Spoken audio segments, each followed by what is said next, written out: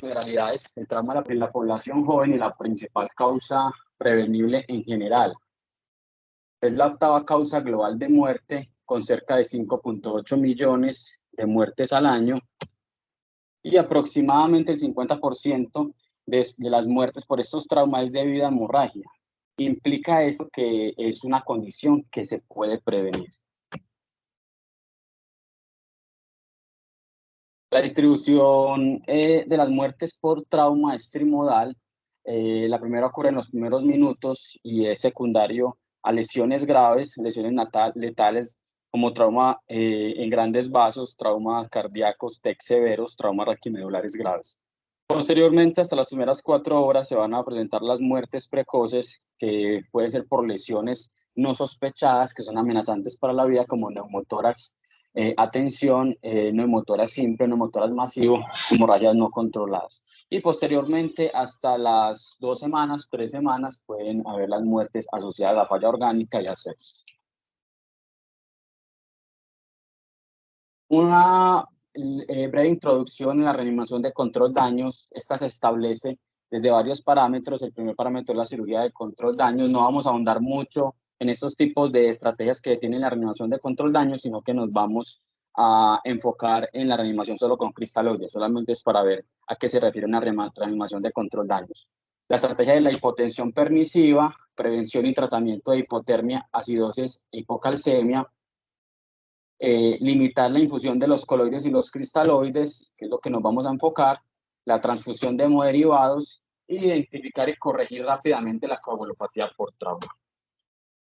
La coagulopatía por trauma es una coagulopatía que es distinta en su fisiopatología a otro tipo de coagulopatías en pacientes con enfermedades médicas. La coagulopatía por trauma va a implicar una endoteliopatía que veremos más adelante. Implica la producción de 2 proteínas que van a perpetuar la coagulación en ese paciente traumático.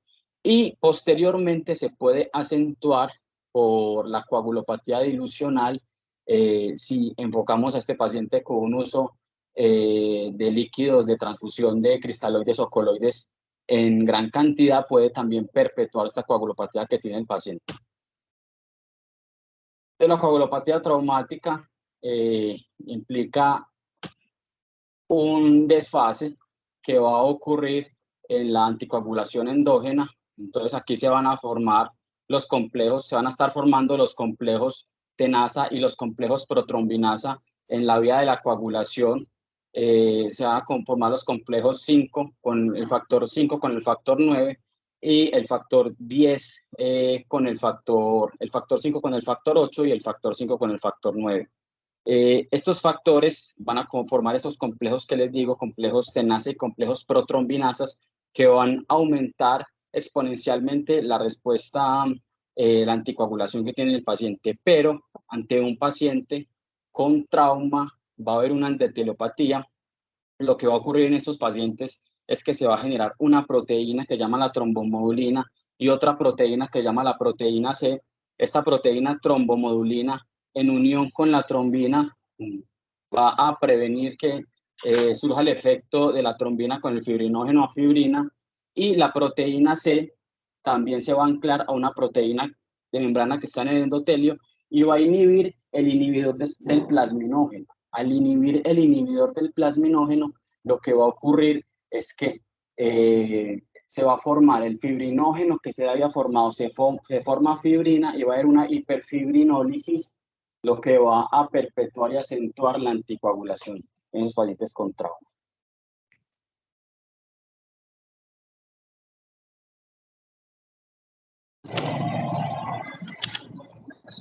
Entonces, dentro de la fisiopatología de la coagulopatía, primero va a estar la acidosis. La acidosis, ante una disminución de la perfusión tisular, se va a generar un metabolismo anaeróbico. Ese metabolismo anaeróbico va a generar mayor lactato. Al generar este ambiente acidótico, se va a cambiar la estructura y la adhesión plaquetaria, se va a reducir la actividad de los factores de la coagulación en la superficie celular A un pH de 7, menor de 7.2 se va a reducir la función del factor 7 activado en un 50-90% y va a afectar la generación de trombina. La hipotermia, que es algo que también hay que prevenir, entonces se dice que por cada grado centígrado que disminuya la temperatura, va a disminuir la actividad de los factores de coagulación en un 10% y va a afectar todas las fases de la coagulación.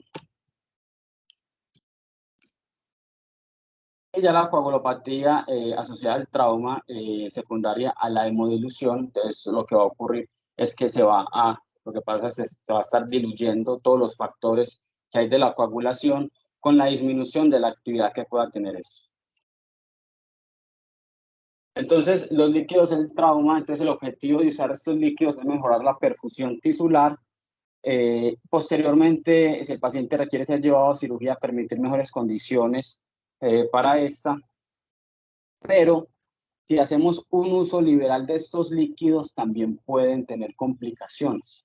Entonces, una de estas complicaciones puede ser la liberación del coágulo, que puede generar prolongación de las pérdidas y resangrado.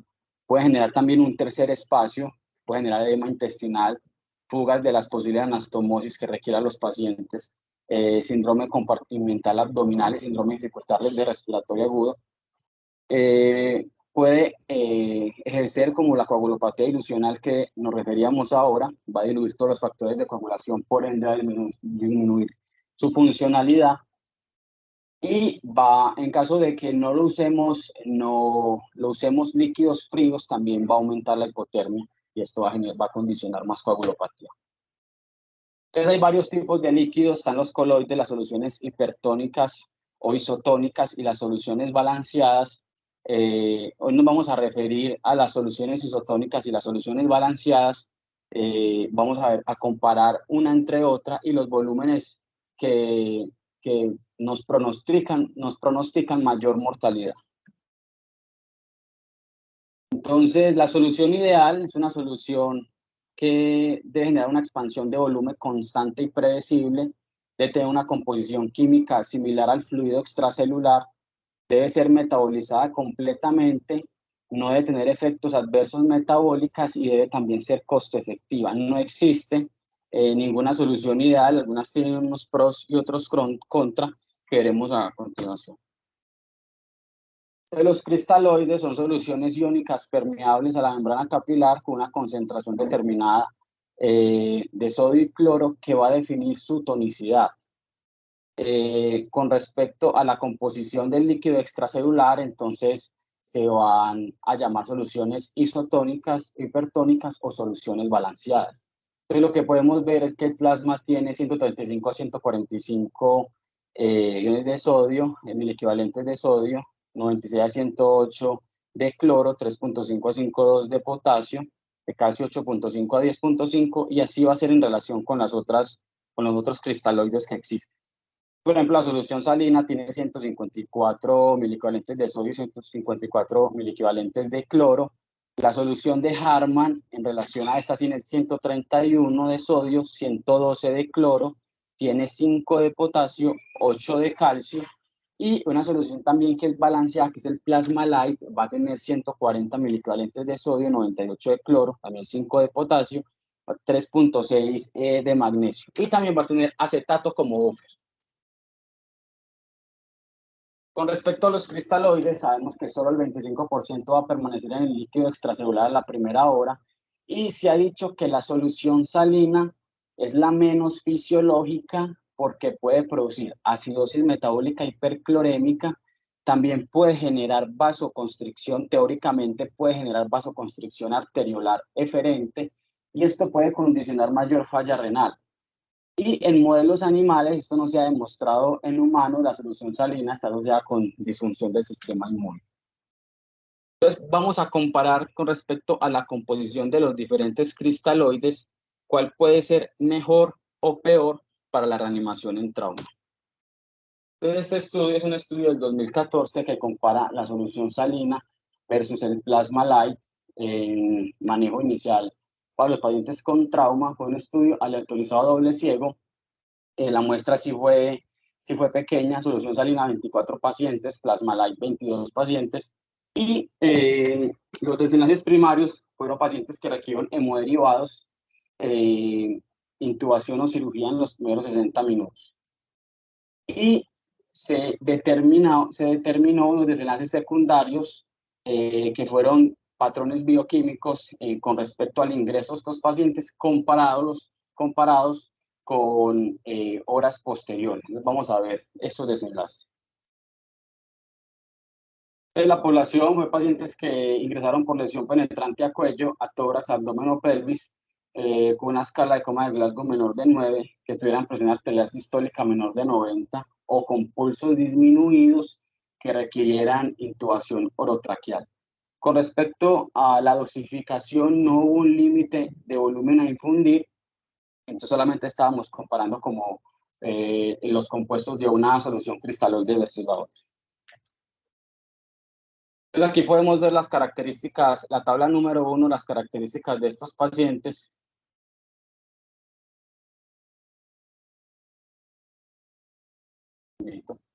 Aquí podemos ver las características de estos pacientes. Entonces, en edad fueron similares, en sexo también fueron similares, con respecto al mecanismo del trauma fueron similares, con respecto al tiempo que se demoraron cada grupo en llegar al hospital fueron similares, con respecto al volumen de líquidos que se infundieron en estos pacientes fueron similares, con respecto a los pacientes que ingresaron con presión arterial sistólica menor de 90 también fueron similares, la escala de coma de Glasgow similar, las comorbilidades que tuvieron cada grupo también muy similares, y vamos a ver acá cómo fueron estos iones al ingreso con estos pacientes. Entonces, en los pacientes que tuvieran solución salina, ingresaron con una base de exceso de menos 6.4, los que ingresaron con Plasma Light menos 5.4. El bicarbonato fue similar, el pH arterial de ingreso fue también similar, 7.26 y 7.29 en ambos grupos, y de ahí podemos ver hacia abajo que también el sodio, el potasio, el cloro, el calcio, el magnesio, el fosfato y el lactato también fueron similares en ambos grupos. Esto nos quiere decir que posteriormente podremos analizar estas variables y mirar cuál fue el cambio con respecto a una u otro cristalóide. Estos fueron entonces los desenlaces de los pacientes con solución salina y Plasma Light. Entonces hubo un cambio en la solución salina. En los grupos de pacientes con solución salina hubo un cambio en el de base de exceso de 4.4, mientras que en Plasma Light hubo un cambio de 7.5, para una diferencia de 3.1. Hubo un cambio en el bicarbonato de 22 en la solución salina y un cambio en el Plasma Light de 26, y un pH arterial que también fue significativamente diferente, solución salina 7.37 y Plasma Light 7.41.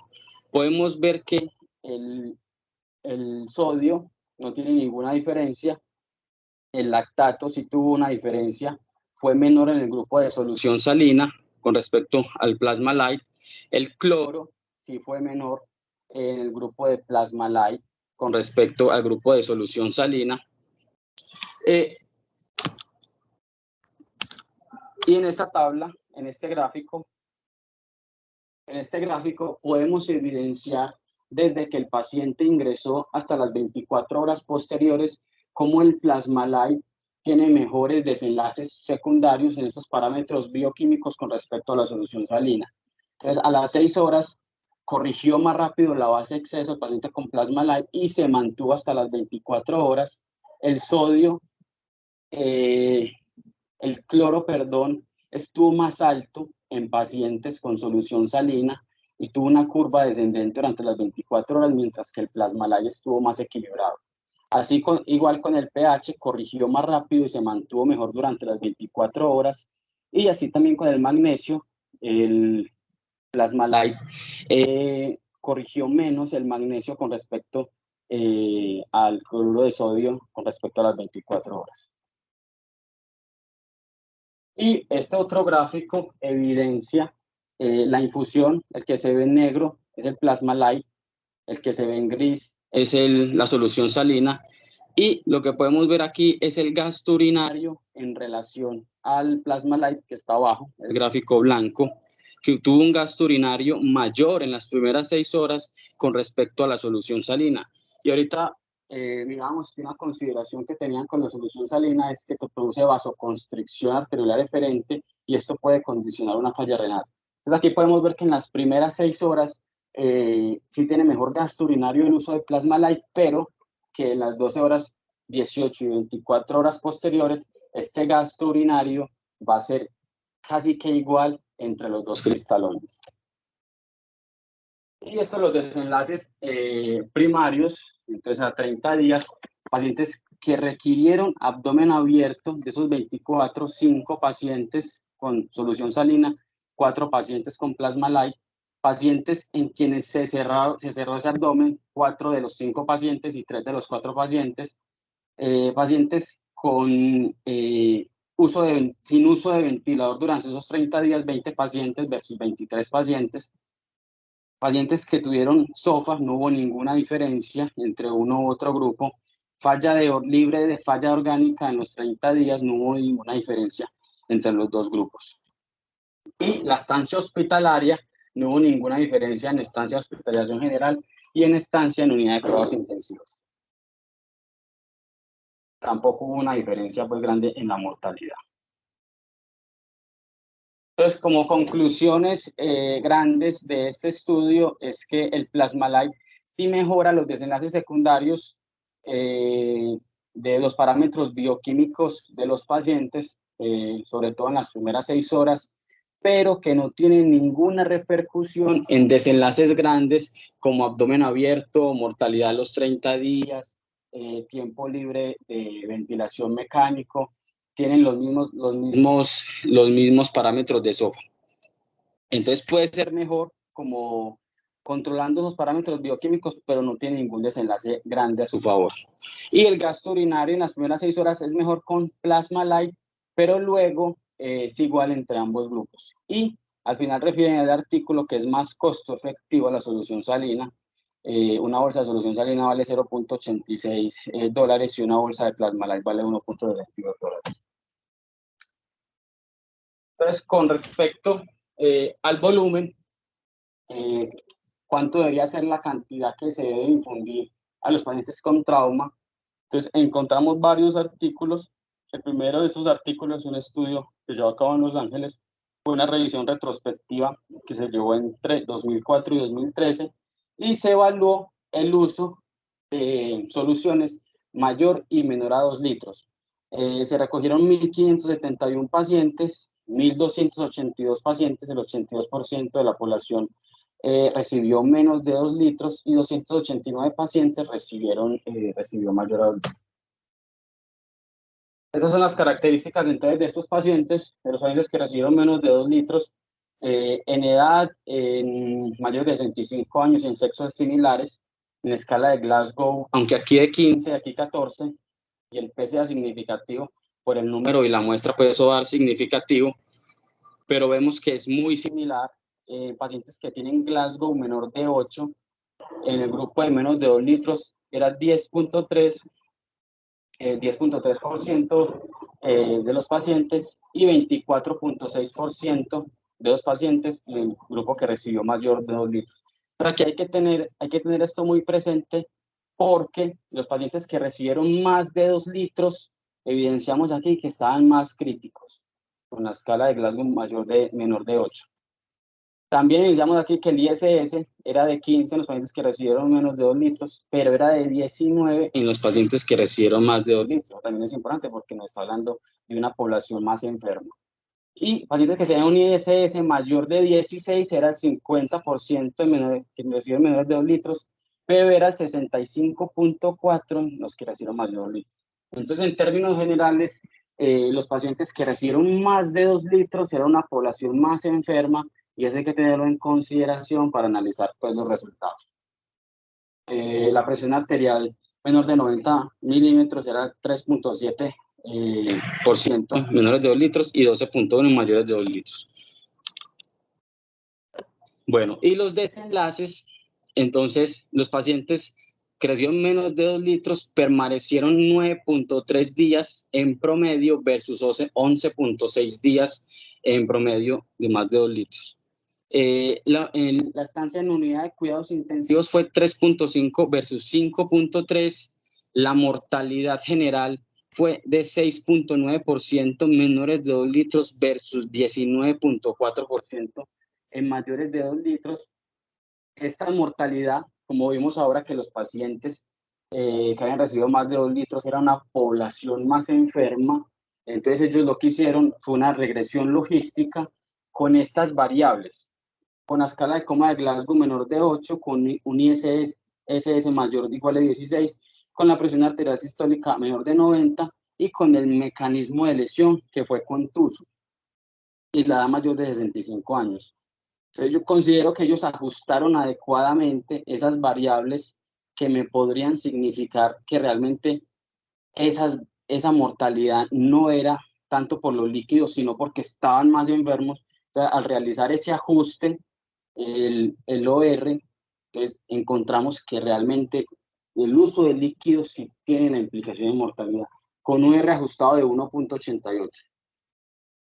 Y también ellos analizaron subgrupos en población mayor de 65 años, también ajustaron por todas las variables que habíamos dicho previamente, y encontramos que la mortalidad es aún mayor si en pacientes mayores de 65 años se usa más de 2 litros, un R ajustado de 2.56. Y también si el mecanismo de trauma es contuso y se usa más de 2 litros, también hay una mortalidad mayor que la población general. Aquí vemos, esta tabla es para mostrar cómo el uso de líquidos ha disminuido desde el 2004 hasta el 2013. En el 2004 en promedio se usaban en total de la atención del paciente hospitalizado 20.9 litros y en 2013 en total de la atención se usaba 15.3 litros. Entonces hay una tendencia a disminuir pues, la infusión en los pacientes. Como conclusiones, entonces, hay mayor mortalidad en volúmenes mayores de 2 litros, la población mayor de 65 años es más susceptible a volúmenes altos, el trauma contuso se asocia a volúmenes que se asocia a volúmenes altos tiene mayor mortalidad y hay una tendencia mundial a la disminución del uso de líquidos endovenosos. Este estudio es una corte retrospectiva y va a evaluar en un centro de trauma en el cual se usaba antes del 2016, perdón, se usaban bolsas de 1 litro y a partir del 2016 sacaron todas las bolsas de 1 litro que había en el servicio de urgencias y usaron bolsas de 500 mililitros. Entonces ellos lo que querían valorar era cómo disminuyó la cantidad de líquidos que se infundieron en esos pacientes con la estrategia solamente de eliminar la bolsa de 1 litro en el servicio de urgencias. Ellos valoraron el volumen total medio antes de que los pacientes se les usara hemoderivados, pacientes que tenían proporción de menos de 2 litros. En total recogieron 1.237 pacientes, luego de excluirlos en el grupo que tuvo manejo con la bolsa de 1 litro, 200 pacientes, y que tuvo manejo con la bolsa de 500 mililitros, 189 pacientes. Esas son las características de los pacientes del grupo de la bolsa de 1 litro, el pulso de la bolsa de 500 mililitros, en edad, en sexo, muy similares, en mecanismo de trauma también muy similares. Esta fue la dosis de infusión antes de llegar al servicio de urgencias, que fue 329 y 320, muy similares. La presión arterial sistólica al ingreso al servicio de urgencias fue muy similares entre los dos grupos. Y el ISS fue de 15 en ambos grupos. Entonces, digamos que en términos generales las dos poblaciones eran muy similares. Y esto fue los resultados. Los resultados, entonces, en el grupo en que se usó la bolsa de 1 litro, en total se infundieron 1.603 en promedio, con un rango entre 100 a 4.400. Y cuando ya se usaba la bolsa de 500 mililitros, el promedio era de 1.048 con un rango de 50 a 3.800. Entonces ya podemos ver que se disminuye solamente con esa estrategia de eliminar la bolsa de 1 litro la infusión que se da en estos pacientes. Aquí vemos la infusión que se dio antes de proceder a los hemoderivados 1.763 y 1.092. los cristaloides que se infundieron solamente en el servicio de urgencias, 1.274 versus 727. Y estos fueron los desenlaces de estos pacientes. Entonces, los pacientes que recibieron la bolsa de 1 litro, entonces murieron en el servicio de urgencias 6, que equivalieron al 3%, versus uno que murió en el servicio de urgencias de 500 mililitros, que significa el 0.5%. Y muerte, ya pacientes que estaban hospitalizados, murieron 23 en los que recibieron la bolsa de 1 litro, versus 14 en los que recibieron la bolsa de 500 mililitros. Vemos aquí el valor de P no fue estadísticamente significativo, pero hay una tendencia a que el menor uso, a que eliminar la bolsa de 1 litro implica mayor supervivencia.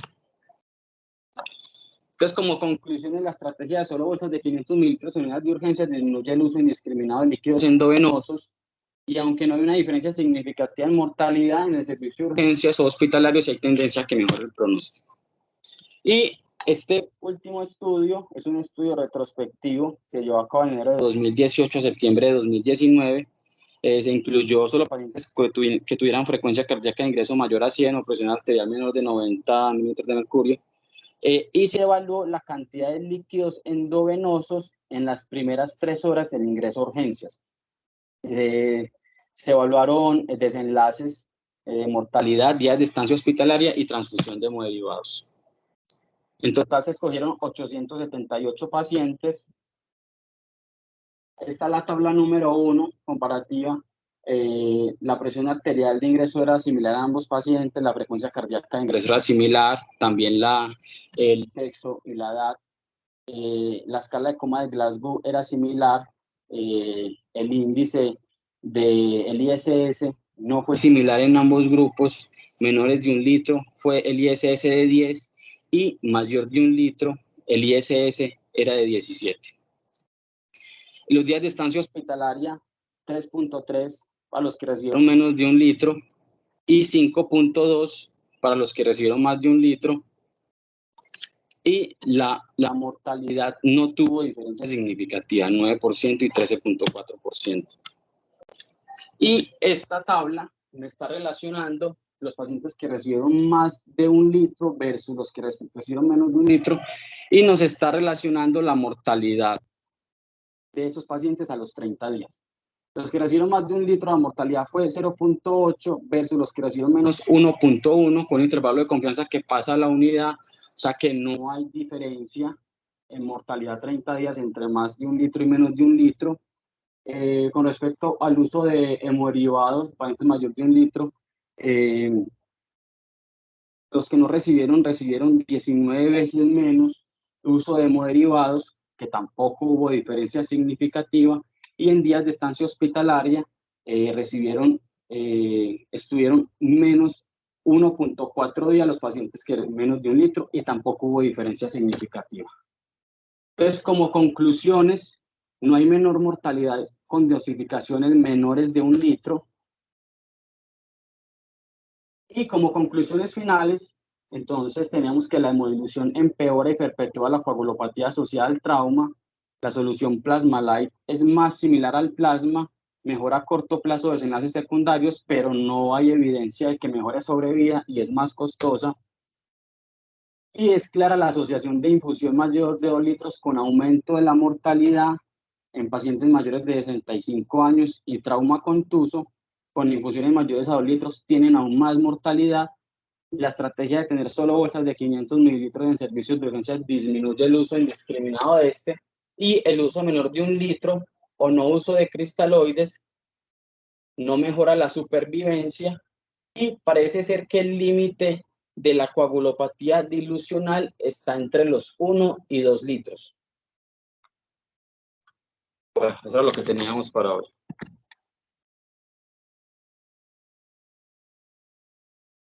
No, muy bien, muchachos. La verdad,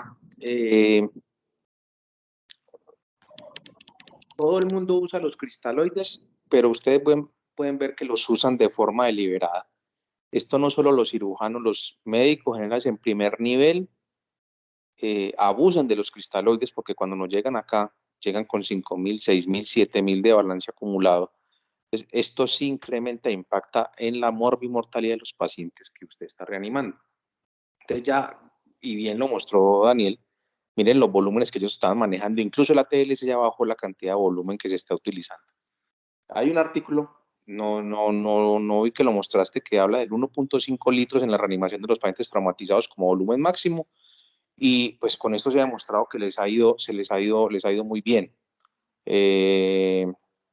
Entonces, la idea es, vamos a manejar reanimación en control de daños, recuerden, bajos volúmenes, hipotensión permisiva, hasta donde el paciente nos permita, hasta donde podamos controlar el foco de sangrado, ¿de acuerdo? Muchas gracias. ¿Alguien tiene algo para decir?